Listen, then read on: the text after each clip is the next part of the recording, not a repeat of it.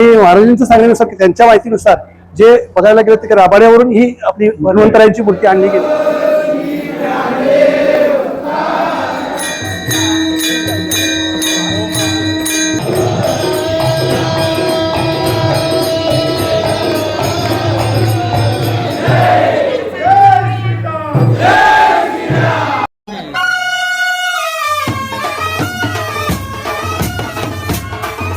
नमस्कार मंडळी, मी साजेश पाटील तुमचं स्वागत करतो आपल्या युट्यूब चॅनलवर.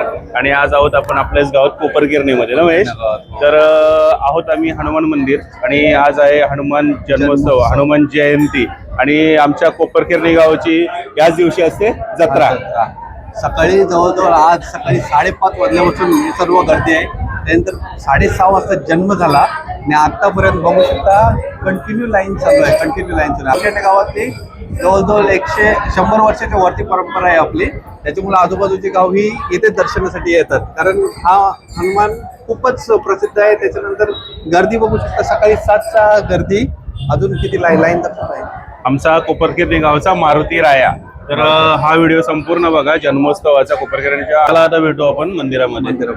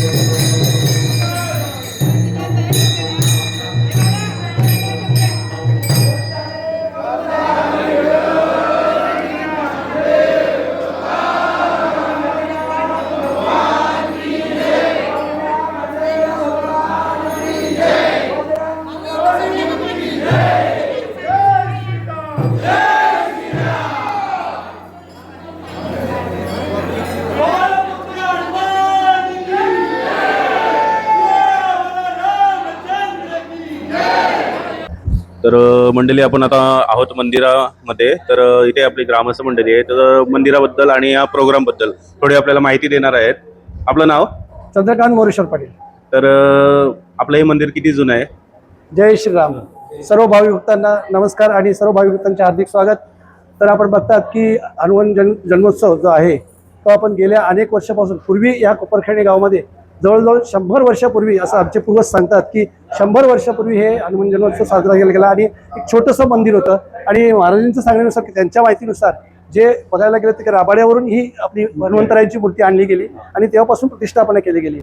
याला 100 वर्ष उलटून गेले आणि खरोखरच हा हनुमान जन्मोत्सव जो असतो तो नेहमीच अतिशय उत्साहाने उल्हासाने साजरा केला आणि सर्व गावातील ग्रामस्थ असतात आणि ग्रामविकास मंडळाच्या माध्यमातून हा जन्मोत्सव साजरा केला जात असतो. आणि त्या माध्यमातून भाविक भक्त जे असतात त्यांनी दर्शनासाठी येतात, दर्शनासाठी लांगा लावत असतात आणि हा जन्मोत्सव आनंदाने गुण्यागोविंदाने सर्व ग्रामस्थ एकत्र येऊन हा साजरा करत असतात. त्यानिमित्ताने आणि आज देखील गेल्या 100 वर्षापूर्वीची जी परंपरा आहे ते आजतागायत जी नवीन येणारी पिढी आहे, नवीन तरुण आहेत सगळ्या, ते आजपर्यंत ही परंपरा राखून ठेवलेली आहे. आणि अनेक वर्षपर्यंत खरोखरच आपण ज्यांचं नाव मुखामध्ये घेतलं जय श्रीराम म्हणून जय हनुमान भजन मनोजम मार्तुल्य वेगम जितेंद्रियम बुद्धिमत्ताम वरिष्ठम वातात्म जम वानरितुमक्यम श्रीरामदूतम शरणम प्रपद्ये. आणि दादा आपल्या कोपरखिरणे गावचं वैशिष्ट्य आहे एक की आपल्या या हनुमान जयंतीलाच आपली जत्राही असते ना गावची. नक्कीच जत्रा असते. या जत्रेचा जर उत्सव काढला तर जत्रा म्हणण्यापेक्षा यात्रा म्हणूया आपण. कारण या जत्रा ज्या असतात त्या आपण बघतो गावोगावी, बरोबर. त्या अनेक परंपरेच्या प्रथा प्रत्येकाच्या गावोगावच्या परंपरेनुसार असतात. पण हे हनुमान जन्मोत्सव जो खास असतो तो आपण यात्रा म्हणून संबोधला घेतो. आणि ह्या यात्रेसाठी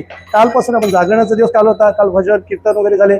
आजही भजन कीर्तन होणार आहेत आणि त्या माध्यमातून पूर्ण आणि हनुमंतरायाची पालखी संध्याकाळी रात्री 10 वाजता आपली पालखी पण निघते. नक्कीच. आणि त्या पालखीला उत्साह बघायला गेला तर पूर्णपणे गाव जो असतो पूर्णपणे लोटलेला असतो आणि जनसमुदाय आनंद लुटत असतो या जन्मोत्सवाचा. राम जय राम जय जय राम. आपण तुम्ही मुलाखत घेता आलात तर अतिशय आनंद वाटतो. कारण या कोपरखेरणा गावामध्ये हनुमंत जयंती होते. या हनुमंत जयंती करता मला वाटतं या बेलापट्टीचे सर्व शस्त्रावली आपले हनुमंत चालीसा बोलासाठी यायचे. पूर्वी सानपाडा शिरोणा करावा धारावा कारण एकच उत्साह असा होता का इथं मध्ये हनुमान जयंती ही कोपरखेरणा व्हायची. राम जन्म हा बेलापूरला व्हायचा आणि पावणेश्वरला पावणेगावमध्ये व्हायचा. अशा ज्या काही 3 ठिकाण असे होते आणि 3 ठिकाण आनंद होता. आणि इकडे सर्व लोक येऊन जागरण करायचे.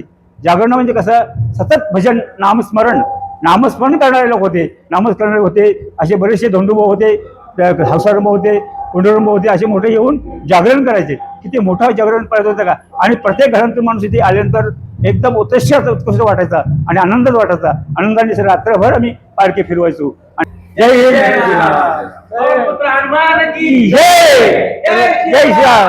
ही मंडळी तर पहिल्यांदाच आपल्या कोपरखेरणे गावामध्ये हनुमान चालीसा पठण होणार आहे. काहीतरी युट्यूबवर तुम्हाला नवीन बघायला भेटेल. हे बघा रितेश भाऊ आलेले आहेत आपल्या कोपरखेरणेतून. मंडळी आपण आहोत हनुमान मंदिरात आता. तर थोडीशी आपल्याला जन्मोत्सवाबद्दल माहिती देणार आहेत हरीश पाटील कोपरखेरणे गाव. तर हरेश काल काय काय तयारी झाली आपली? काल सकाळी पहिला आपण कालचं सांगूया. सकाळी चेत्राने मी 3 वाजता उठून दादरला जाऊन सर्व फुलं आणली. फुलांचं डेकोरेशन दिवसभर चाललं. जवळजवळ 2-3 वाजेपर्यंत डेकोरेशन चाललं. त्याच्यानंतर संध्याकाळी जन्मोत्सवाची तयारी, मंदिर वगैरे सजावट पूर्ण झाली. त्याच्यानंतर मग आम्ही पुढच्या कामाला लागलो. मग आता सकाळी काय प्रोग्राम होता आपला? सकाळी जन्मोत्सव असतो आपला. सकाळी बरोबर 5:30 वाजल्यापासून सर्व भाविक यायला सुरुवात होतात. बरोबर 6:30 वाजता जन्म होतो. सोपान महाराज वगैरे यांच्या मार्गदर्शनाने सर्व कार्यक्रम पूर्ण होतो. साधारण गुलाल वगैरे काय नियोजन काय आहे? गुलालाची गिनती नाही यावर्षी. भरमसाठ गुलाल आहे आणि जल्लोष जोरदार असणार आहे. सर्वांनी आनंद घ्या. आणि हा आपला जन्मोत्सवाचा पाठ आता दुपारीच टाकूया. आपण सर्वांना दाखवूया कोपरखेरण्याचा मारुतीरायाचा जन्मोत्सव, बरोबर ना?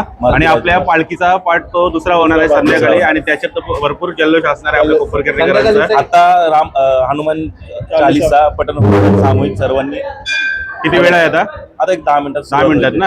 तर मंडळी बघा याच्यात तुम्हाला जन्मोत्सवाबरोबर हनुमान चालीसा पठण पण होणार आहे. पहिल्यांदाच आपण करतोय. पहिल्यांदा करतोय काहीतरी नवीन करूया काही. सर्वांनी खूप जल्लोष करावा यासाठी आपण. आणि मेन म्हणजे सुरक्षा आणि सर्व काही व्यवस्थित व्हावं यासाठीच तयारी चालू आहे सर्व. आणि खूप जल्लोषासाठी म्हणजे काहीच बाकी नाही ठेवलं आहे. प्रत्येक गोष्टीमध्ये छोट्या छोट्या गोष्टीचा विचार करून पालखीची तयारी केलेली आहे. मिरवणूक सजवण्यापासून तर पूर्ण पोचेपर्यंतची तयारी आपण करून ठेवलेली आहे सर्व.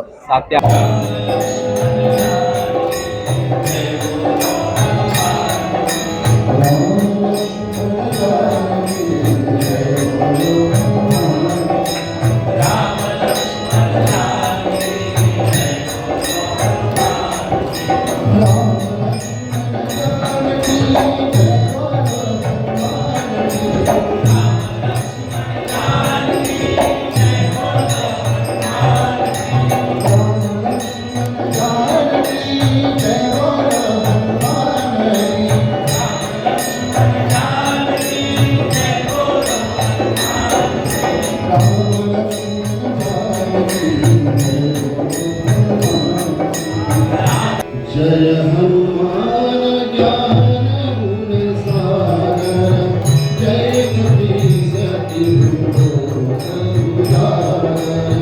रामदूत अतुलित बलधामा अंजनी भूत पावन सुखधामा।